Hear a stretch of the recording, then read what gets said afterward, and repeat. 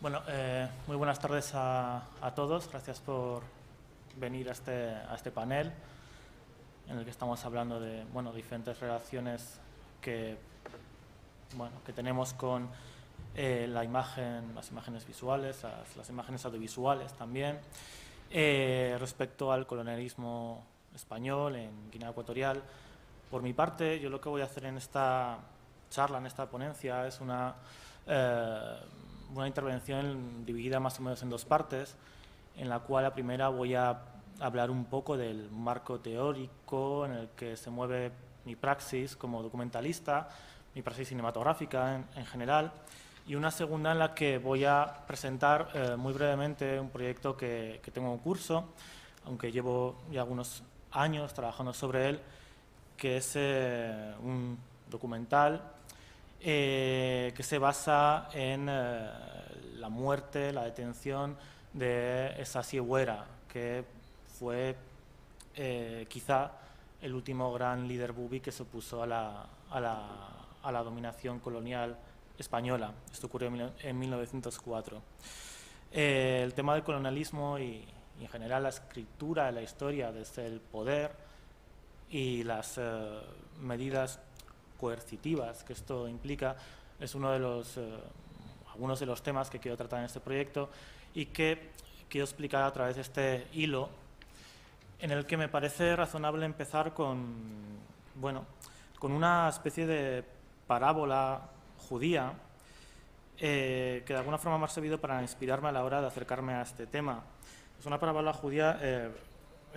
recogida por Gershom G. Scholem y que de hecho el cineasta francés Jean-Luc Godard la utilizó para empezar su propia película Hélas pour moi hace ya un par de décadas, ¿no? La parábola dice así: cuando Baal Shem se tenía que enfrentar a una dura tarea, se iba a un rincón del bosque, encendía un fuego y pronunciaba una oración. De esta forma la tarea se ejecutaba. Cuando una generación más tarde su hijo tuvo que realizar el mismo trabajo, se dijo: ya no sabemos encender el fuego, pero sabemos recitar la oración. Y el trabajo se llevaba a cabo. Cuando al hijo del hijo le llegó el momento de afrontar la misma prueba, este afirmó: ni sabemos encender el fuego ni recordamos la oración, pero reconocemos el lugar dentro del bosque y eso es suficiente. Y en efecto era suficiente. Cuando finalmente el hijo del hijo del hijo tuvo que efectuar la misma tarea, dijo: no sabemos encender el fuego ni recitar la oración, ni reconocemos el lugar, pero sabemos contar la historia. Y la historia que contó tuvo el mismo efecto que los actos de sus antepasados. Bien, durante la década de los años 60, en pleno auge de los procesos de descolonización, se recrudecen las acusaciones que identifican a la antropología como cómplice necesario para la expansión colonial y cuestionan su condición como disciplina académica. Estas voces, que en muchos casos surgen desde dentro de la propia disciplina, apuntan, entre otras cosas, al tropos habitual en las monografías etnográficas clásicas, que invariablemente situaban a las sociedades estudiadas en una especie de limbo inmutable fuera de la historia. En definitiva, un recurso retórico que niega la posibilidad de evolución y que además neutraliza el alcance de los efectos devastadores del colonialismo sobre estas comunidades. Se trata de una crítica que ataca la línea de flotación de la propia disciplina y que comparte, en mi opinión, al menos algunos rasgos, o muchos de ellos, con las objeciones a esta intención idealista del cineasta documental que pretende convertirse en una mosca en la pared, o como decían los americanos, el direct cinema, a fly on the wall, una mosca en la pared que pretendía registrar la realidad como si no interviniera su presencia en ella. Sin embargo, no olvidemos que hacer cine documental, incluso dentro de una propia sociedad, no deja de ser acercarse o encontrar a un otro al que de una manera o de otra se interpela. Ambas posiciones parecen obviar tanto las limitaciones del observador, cuya percepción está condicionada siempre por la propia subjetividad, así como por su destreza técnica, por qué no decirlo, como las relaciones de poder que se establecen de manera explícita e implícita entre ellos. Por otra parte, un documental, y diría más, la obra audiovisual en realidad, cualquier obra, es indefectiblemente un registro del aquí y el ahora. La cámara o la grabadora de sonido con la que trabajamos solo puede registrar aquello que tiene delante en ese momento. Entonces, ¿cómo incorporar la historia, aquello que ocurrió de lo que no quedó imagen alguna, o mejor dicho, cómo incorporar pues ya no solo la historia de aquellos pueblos y comunidades a las que se le ha negado la misma? Y aún más, ¿cómo contestar o refutar desde la imagen audiovisual en ese aquí y ahora aquella historia escrita según las directrices de los esquemas de poder coloniales? Estas preguntas exigen, en mi opinión, puntos de vista y propuestas y formas estéticas capaces de abordar, por tanto, lo histórico,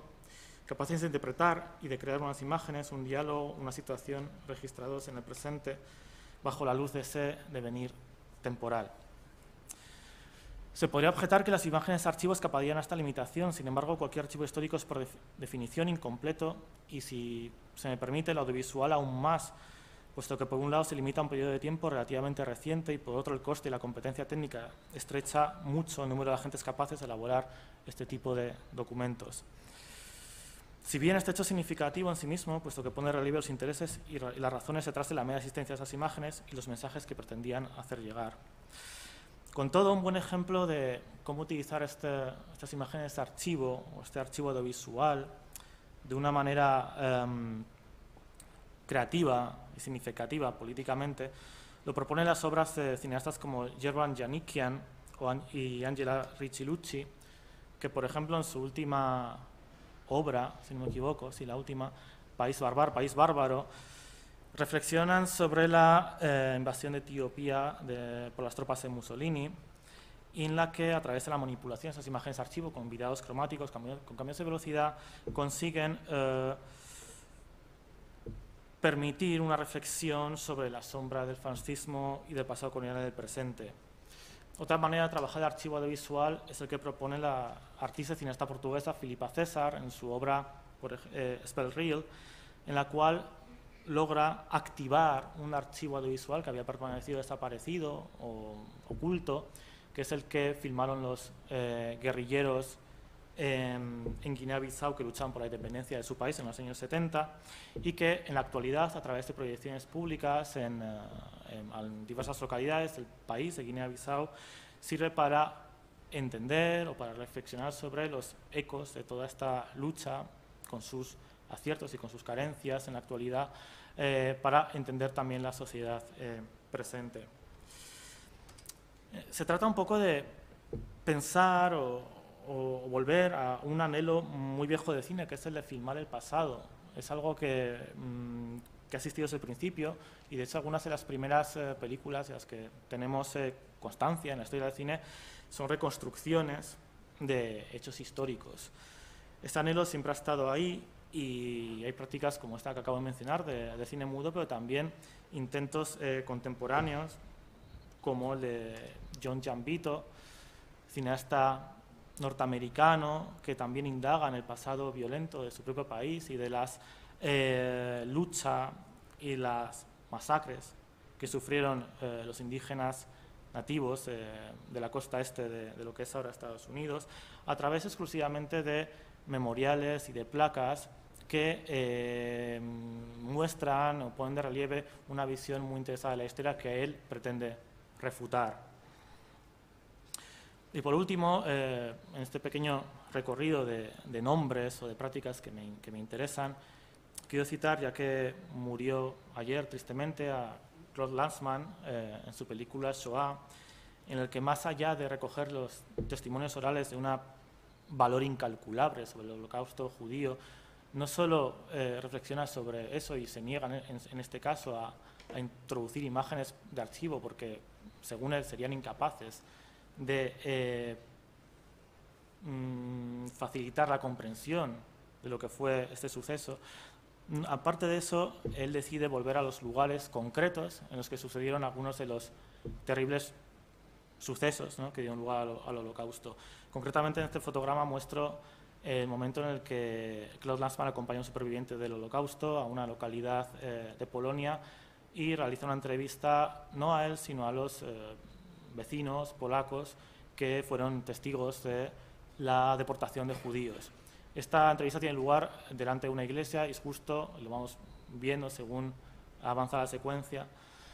delante de esta iglesia, en este punto exacto donde pone la cámara. Esto para mí es importante, la búsqueda de los lugares concretos, ¿no? Bien. El relato judío con el que he iniciado esta charla me resulta inspirado porque, de alguna forma, podría referirse a diferentes estrategias audiovisuales según uno se aleja en el tiempo del hecho histórico que no se pudo registrar, pero que obstinadamente condiciona el presente. Se trata de un texto al que vuelvo regularmente para enfrentarme a un proyecto en curso, cuyo objetivo es abordar en el aquí y ahora las elusivas y inmaleables capas de la historia que bien se solapan, bien entran en conflicto o bien se diluyen a la hora de interpretar estos hechos pasados. El acontecimiento que exige mi atención y que es la base proyecto visual en curso, que voy a presentar brevemente aquí, es la muerte del botuco Sassi Eguera, que, como he dicho, fue el último líder del pueblo bubi que opuso resistencia real a la ocupación colonial española en el actual Bioko, en Fernando Po. En 1904, Sassi Eguera muere durante su cautiverio tras ser apresado en su hogar por la Guardia Colonial. Según autores como Dolores García Cantús o José Fernando Siale Yangani, este suceso desata una serie de conflictos violentos entre la resistencia local y las autoridades españolas que en última instancia diezman a la población nativa. No hay fotografías ni retratos de Sassi Eguera. Sobre su detención sí que hay un puñado de documentos contradictorios elaborados por diferentes funcionarios coloniales a petición de la metrópoli. Unos textos redactados a servicio de la función del órgano al que van dirigidos y en el que la veracidad de lo narrado no es en absoluto relevante, como bien demuestra José Fernando Siale Yangani en su artículo Sassi Eguera en el laberinto del Estado dual, que para mí está siendo una verdadera hoja de ruta para este proyecto que estoy llevando a cabo y al que agradezco, por cierto, toda su ayuda prestada. Sobre estos documentos contradictorios y elaborados por diferentes funcionarios coloniales, y hablo del teniente de la Guardia Civil que tuvo y que llevó a cabo la operación, pero también el gobernador general de Fernando Po en la época, hay textos que me resultan bastante significativos esta contradicción. José de la Torre Rey, como he dicho, el teniente de la Guardia Civil, escribe: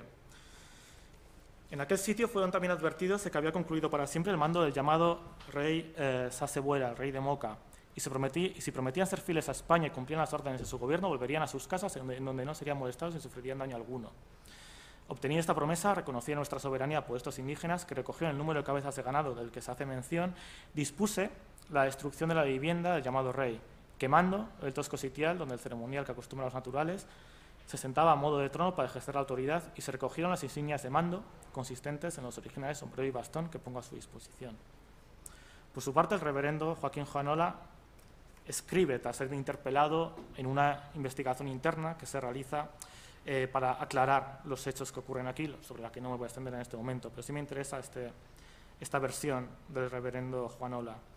Fue en atención al estado de enfermedad de Sas que al trasladarlo a Santa Isabel se le rodeó de todo linaje de cuidados, habiendo ido transportado en su hamaca y abrigado con mantas que facilitó la misión, asistido con frecuencia por muchachos indígenas de Moca, pues si los necesitaba para algún menester. Igualmente hizo el cura párroco de Santa Isabel durante el tiempo que permaneció en el hospital, habiendo logrado que momentos antes de entrar en el periodo agónico recibiera el bautismo en nuestra sacrosanta religión católica. En un primer texto, el de Guardia Civil, se habla de quemar, se habla de destruir vivienda, posiblemente de la aldea también. En el segundo, la versión proveniente de la colonia española se va dulcificando, ¿no? Se trata de documentos físicos, legibles, palpables y filmables. De hecho, me acercaré al Archivo General del Estado la semana que viene a grabarlos. Y también son parciales, interesados y discutibles. Mi intervención creativa sobre estos textos, elaborados, como he dicho, por el teniente de la Guardia Civil, el gobernador general, pero también otros actores de la administración colonial que están ahí, ha sido la de transcribirlos e intentar desactivarlos a través de un dispositivo cercano a lo teatral en el que unos actores leen y locutan las respectivas versiones escritas por los funcionarios coloniales españoles, intentando detenernos en las contradicciones en los pasajes donde se demuestran los mecanismos coercitivos de la administración colonial. Esta es una parte del proyecto, sin embargo, la otra surge de la pregunta lógica que nos viene a continuación al leer este tipo de textos. ¿Qué ocurre con las versiones que de este acontecimiento circulan o circularon entre los propios bubis? Y consciente de llegar más de 100 años tarde, he realizado 2 viajes a Guinea Ecuatorial, a la isla de Bioko, en 2014 y recientemente, en 2018, tan recientemente que hablamos de que este viaje tuvo lugar la semana pasada, con lo cual el material o imágenes que voy a poner dentro de un momento es materiales como muy brutos y que todavía no he tenido tiempo de trabajar suficientemente sobre ellos, ni mucho menos. Son esbozos de trabajo para lo que quiero llegar a obtener. Lo que he intentado hacer en Guinea Ecuatorial, aunque también en Madrid, con bubis, ¿no?, que residen en nuestro país, ha sido la de obtener relatos transmitidos de generación en generación que reconstruyan desde el punto de vista nativo esta misma historia. A día de hoy, bueno, no voy a poner ninguno de estos audios y vídeos porque bueno, me extendería demasiado, y aparte porque posteriormente tengo unas 10 horas de material que, como he dicho, todavía tengo que digerir, tener que categorizar, ver qué es lo que sirve, ver lo que no. Pero lo que sí he podido detectar en la mayoría de ellos es que hay unas evidentes y previsibles desviaciones de esa versión oficial construida por los españoles. Y en todas ellas, como dice Shelley Giancani en su texto, digamos que si se lee entre líneas, ¿no? En todas ellas esa desviación tiene que ver con la violencia y la crueldad con la que se detiene al botuco Esasí Ebuera, y no solo a él, sino a algunos de sus lugartenientes y aparte de su familia,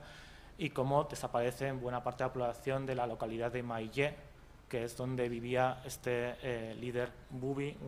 una aldea, por cierto, que ahora mismo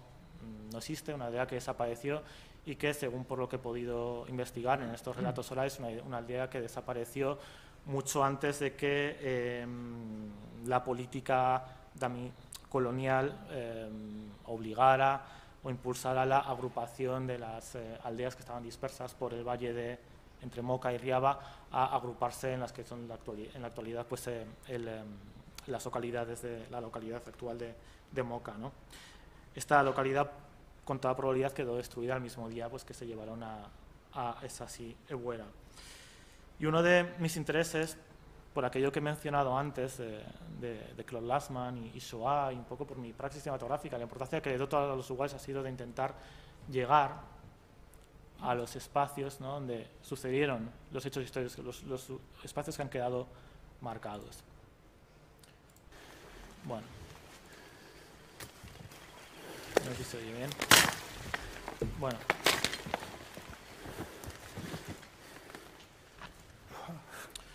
Voy a poner algunos vídeos mientras sigo hablando por encima.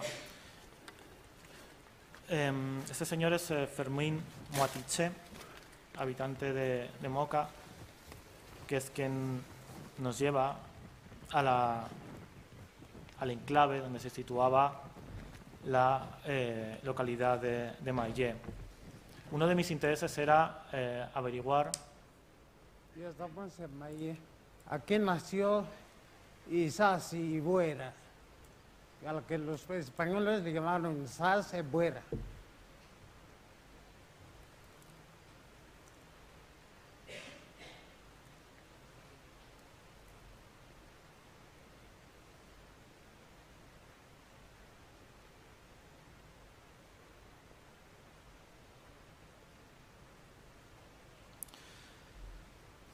Como he dicho, me interesaba conocer el lugar, aunque no hubiera nada, no hubiera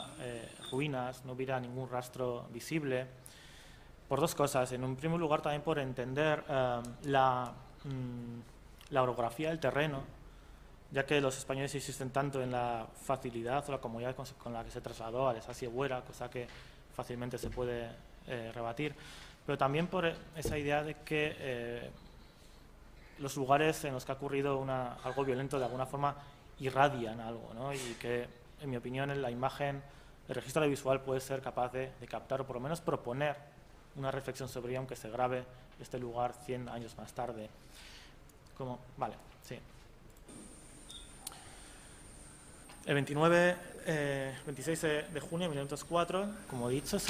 Esasí Ebuera es detenido en su localidad de Maillé y lo llevan a la misión de la Concepción a hacer noche. La antigua misión de la Concepción, en la cual estamos viendo ahora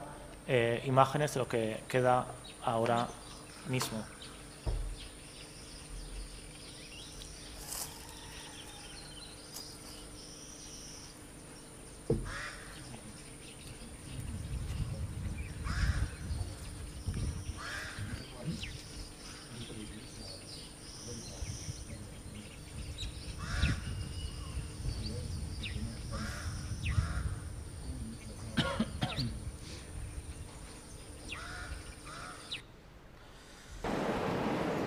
Ermitaño de la Concepción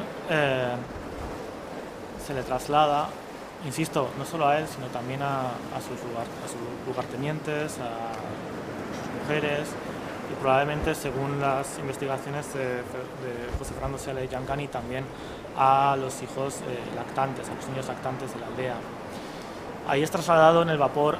Mogador, desde Riaba, desde Alto Riaba, Bahía Concepción, hasta Santa Isabel. Casualmente, en mis investigaciones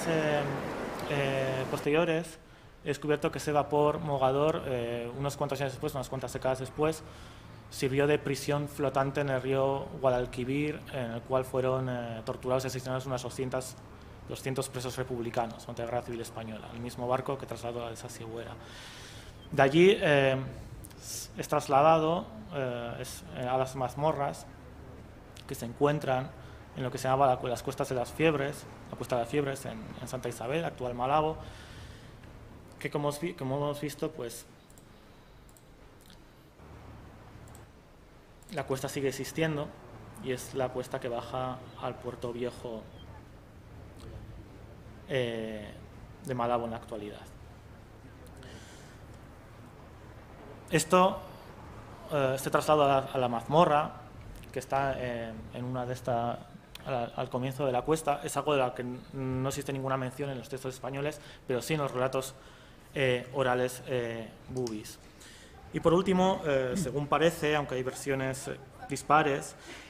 fallece en el hospital de Santa Isabel. 4 días después, probablemente, y esto es una suposición, probablemente por las heridas, por haber sido torturado a manos de los españoles. Bueno. Finalmente es enterrado en lo que era el antiguo cementerio de Santa Isabel, donde ahora mismo está la radio de Guinea Ecuatorial, habéis visto la antena,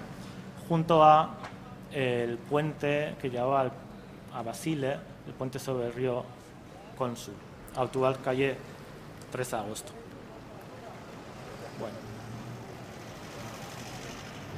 Bueno, como queda poco tiempo, no voy a extenderme mucho más. Simplemente comentar que una vez habiendo detectado, habiendo investigado cuáles son estos lugares, me ha parecido interesante también, además de la recopilación de los relatos orales, era volver y enseñar algunas de estas fotos, algunas de estas imágenes a estas personas, digamos, que me han transmitido estos relatos orales. En este punto tengo que agradecer mucho a Justo Bolequia y a su hija, por un lado, ¿no?, el que se hayan prestado a participar en este proyecto, pero también que mi primer contacto con este tema es a través del poema que escribe Justo Bolequia, que también recoge esas versiones orales que tienen que ver con la muerte de esa Sigüera. Y me encuentro que lo más interesante, o algunas cosas más interesantes de este descubrimiento, es cómo se vinculan estos lugares a la experiencia real o propia o individual de las personas que vivieron allí. Y Justo Bolequia aquí le vemos señalando el lugar donde estaba esa mazmorra, pero que también es el lugar donde él jugaba de pequeño, como relata, digamos, en esta secuencia que no voy a poner porque no es necesario. Y también me hace pensar en algunos de los testimonios que he conseguido y que se desvían un tanto de lo que es la historia que a mí me interesa, pero que no deja de ser relevantes. Por ejemplo, una de las mujeres en Moca, a la que le pregunto sobre la historia de esa Sigüera, y con eso termino, no sabe decirme gran cosa, y de hecho se remite al texto escrito por los españoles en la revista La Guinea Española, pero sin embargo, intentando, complacerme, hablándome de su pueblo, de Moca, de las tradiciones, me enseña el monográfico Ritos y Creencias Bubis del padre Martín del Molino, y ocurre esta situación que a mí me parece muy relevante y con la que voy a terminar. Este se llamaba Rafael Seriche, este Fidel Buleche, este Francisco Vitoma, este Florentino Supo, y esta mujer, no me acuerdo, se llamaba Consuelo. Lo que en ese manual o en el marco antropológico clásico son categorías frías, intercambiables, tipologías. En la voz de María Rosa, que es la persona que narra esto, estas personas que vemos ahí son individuos con sus nombres propios y su existencia propia e intransferible, individuos que no obstante han fallecido. Historias individuales elicitadas fugazmente que impugnan ese modelo histórico asociado a los documentos oficiales y presuntamente científicos. Esta operación también provoca que por un momento ese pasado desgarrado por años de administración colonial aparezca bajo otra luz y no carente de espectralidad. Y en entre esos dos polos, la oralidad, la historia, estos relatos orales individuales o propios, en el que me estoy moviendo a la hora de elaborar este proyecto que espero presentarles en algún momento del año que viene. Muchas gracias.